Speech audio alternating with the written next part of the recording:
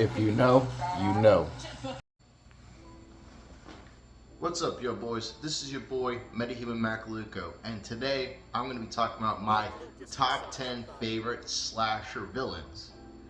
Now, I think it would be appropriate to upload this video during this month, considering that it is spooky season.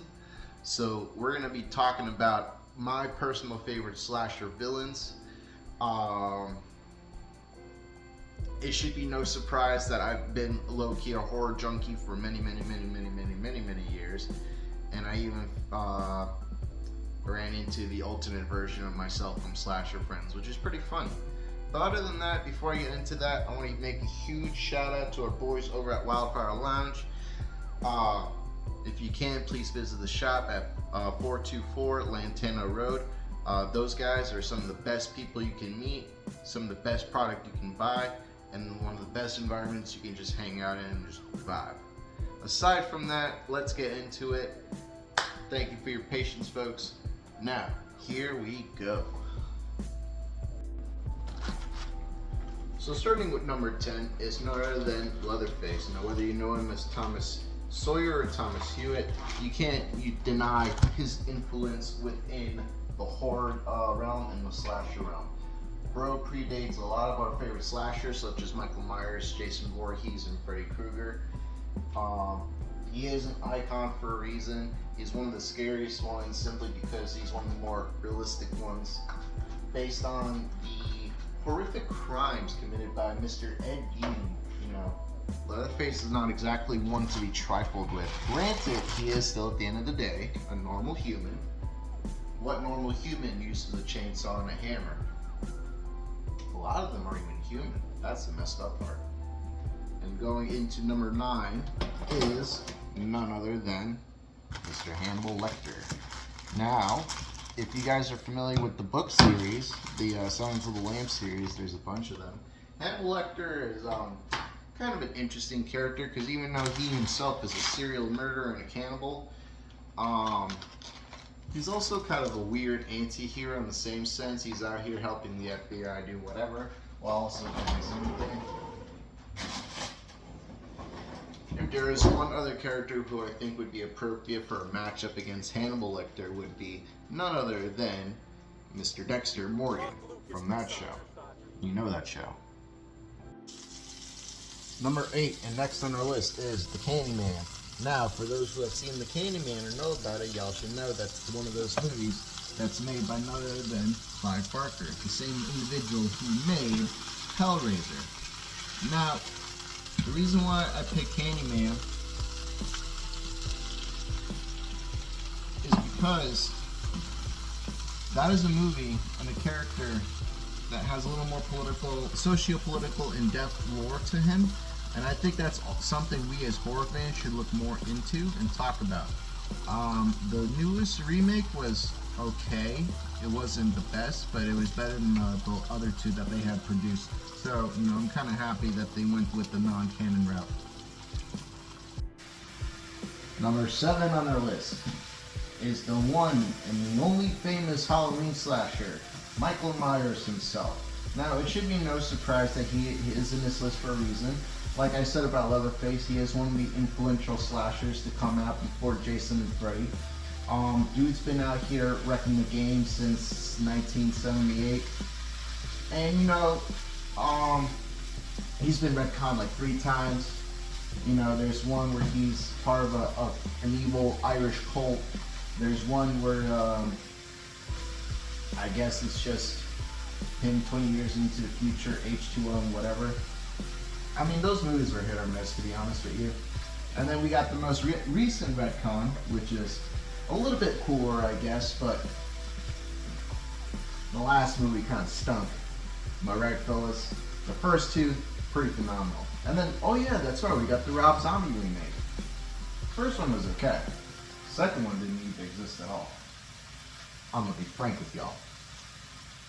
Anyway, moving on. We got number 6, Charles Lee Lay, also known as Chucky. Now, he's another cool character based on hoodoo voodoo mythology. You know what I'm saying? It only makes sense considering that he's in the good guy doll, and you know he straight up murders his voodoo instructor, which is like why a bond between a student and teacher is sacred. Why would you do this? But you know that's what serial killers do. They murder without reason, and it's sad too because it's like when you really think about it. Chucky could have been the one guy to have actual voodoo powers, okay, and be out here actually saving the day with those powers. But no. He chose selfish reasons, and that's why he's on our villains list today, our slasher villains list. Ah, this cheese, bro.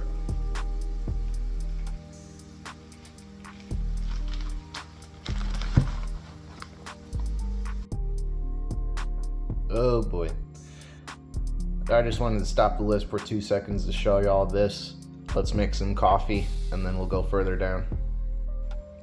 Now, number 5 on our list is going to be none other than the Maniac Cop, Matthew Caldwell.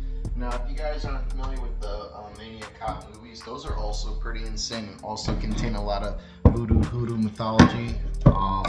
Pretty much you have a corrupt cop who is obviously destroyed, and then he comes back.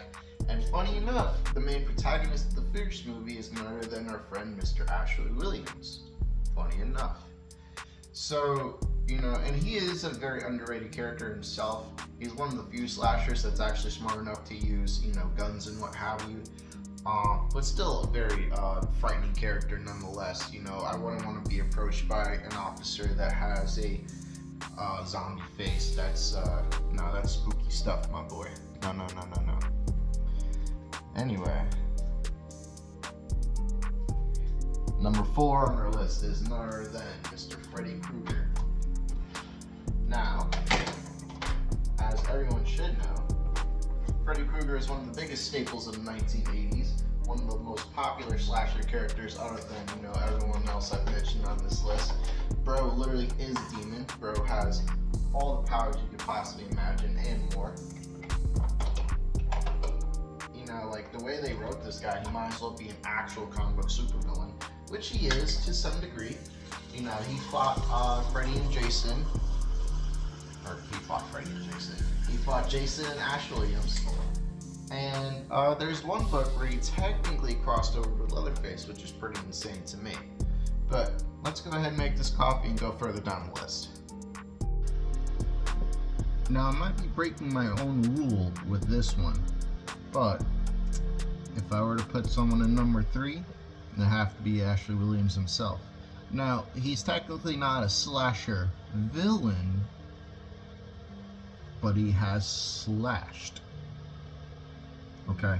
And that's something you technically have to do if you're, you know, not just fighting zombies in particular, but deadites, demons of the nights, just actual eldritch gods coming to life and just trying to destroy humanity, anything that's summoned by the Necronomicon, you know. And he is a character who's had far so many more crossovers than anyone on this list, even the other 2 who are ahead of him further up this list. But Ash Williams and the whole Evil Dead Army of Darkness franchise is something y'all should look more into, because that boy's onto something. They're on some shit, I tell you. Alright. Now, this character might be a bit more obscure to you guys, but he's number 2 on my list for a pretty good reason. And that is the Tall Man from the Phantasm series.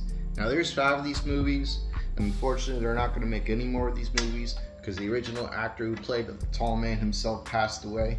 But let me tell y'all guys something. Okay, let me tell you something about the Tall Man. He's like the Doctor from Doctor Who and Rick Sanchez put together into one person, but with a completely evil intent of just wiping out humanity and quite literally conquering the planet. The story does get a little complicated from time to time because he is technically... it's weird to describe because there's time travel, this guy figuring out immortality, then you know you got the classic silver little balls that go in and Man, oh man, no. And he's got zombie minions coming after you too. And he works at a mausoleum, a cemetery. Nah, bro. That's not someone you want to mess with. Now, drum roll, please. Because we're going to mention our honorable mentions before we get to our number one. And those honorable mentions include Art the Clown, Ghostface, Leslie Vernon, Victor Crosley, Sam, Pumpkinhead, the Hell Priest, not Pinhead, the Hell Priest, and Rawhead Rex. Now, our number one slasher villain, and it should be obvious because I'm a bit biased here, is none other than the king himself, Jason Voorhees. Dude has a whole franchise. Dude's been in the game for so many years. He is the reason why some of these other slashers are popular and shining, because he's truly the perfect recipe for a slasher villain. Quiet, stoic, non-discriminatory.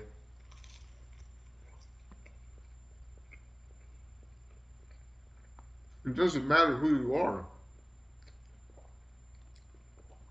Jason will 100% come after you. Not even close.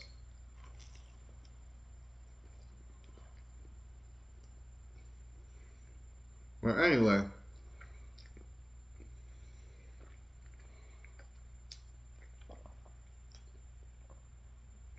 I can further glaze Jason all day and give you all the more elaborate reasons. He's been a staple horror movie character for like the last 40 years. Let's be real. You know, anyone who says otherwise they're lying. They're full of it. But regardless of that, happy Halloween, everybody. I hope everyone has a safe and blessed Halloween this year. For all my local people, stay tuned. A couple announcements at the end of this video. Other than that, this is your boy Metahuman Macaluco. I appreciate everybody so much, and if you can, please like, comment, and subscribe. It helps the channel grow. Definitely helps out in my algorithm. But anyways, peace, boys. 2 hours later. Well, it's been at least a year or two since the Great Convergence. I failed in stopping the multiverses from imploding within each other entirely.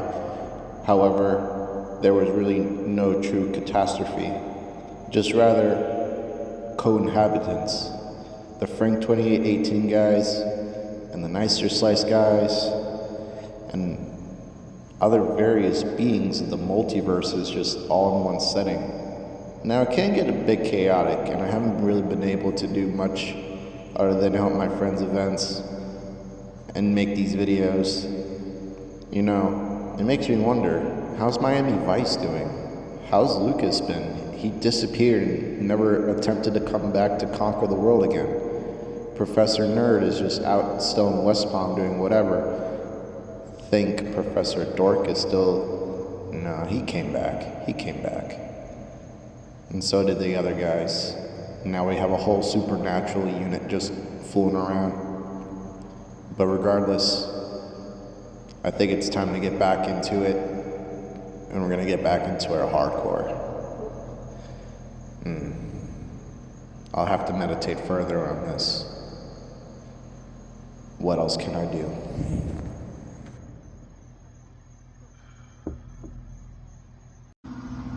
What's your favorite scary movie?